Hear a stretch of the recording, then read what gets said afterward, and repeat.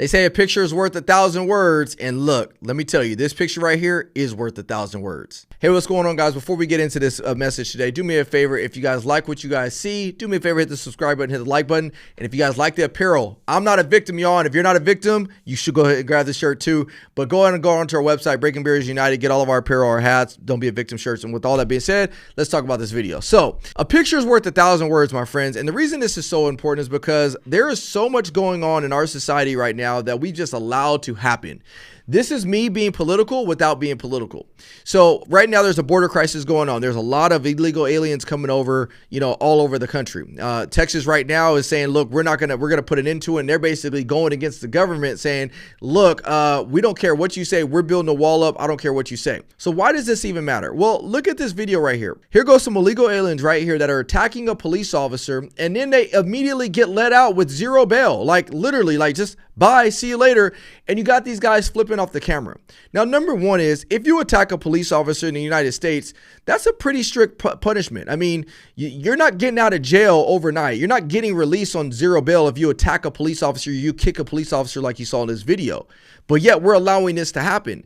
So that tells me is, number one, these guys are coming over without having to go through the process of getting over here the right way. But secondly, is they're getting other benefits that not even Americans have. There's a lot of Americans that don't get this privilege to just walk away from attacking a police officer. So why do they get this benefit of the doubt to just walk away as if nothing's ever even happened? What's even more scary is, I don't know if you guys saw this video, but let's watch this short video. And I want to talk about this because it kind of goes along the lines with the same conversation we're having. Let's watch. By the way, if you are smart enough, you will know who I am. But you are really not smart enough to know who I am.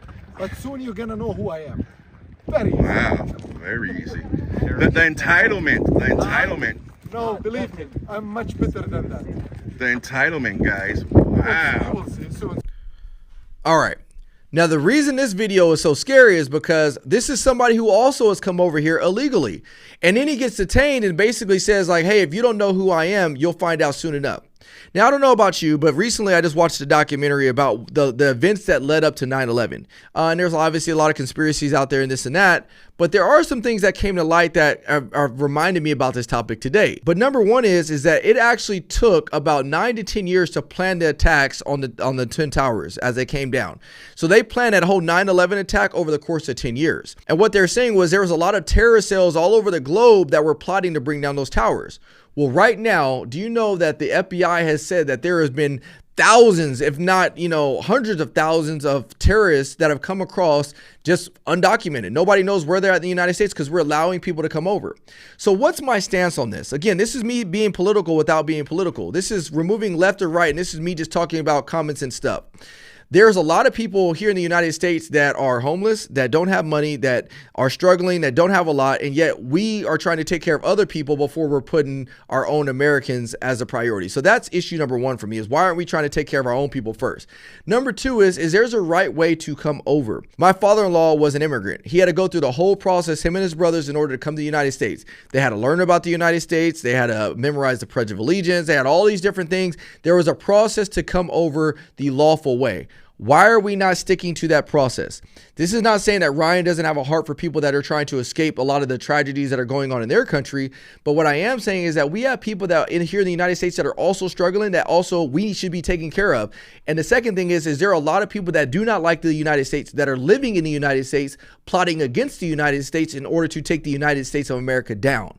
So why should we wait for more of this to continue, as opposed to saying, look, we need to start drawing our line in the sand and saying we want people to come over here, but there's a right way to do it. Let's stop allowing everybody to come over, because there's no way that we can essentially document all these people coming over and flooding our gates. We're getting overloaded, and with that, people slip through the cracks. Who do you want slipping through the cracks? Unfortunately, there's people right now that want to bring us down, and we might see, like this guy said in his last video, if we don't know who he is now, we'll find out later, because who knows what they're planning to do next. What do you guys think?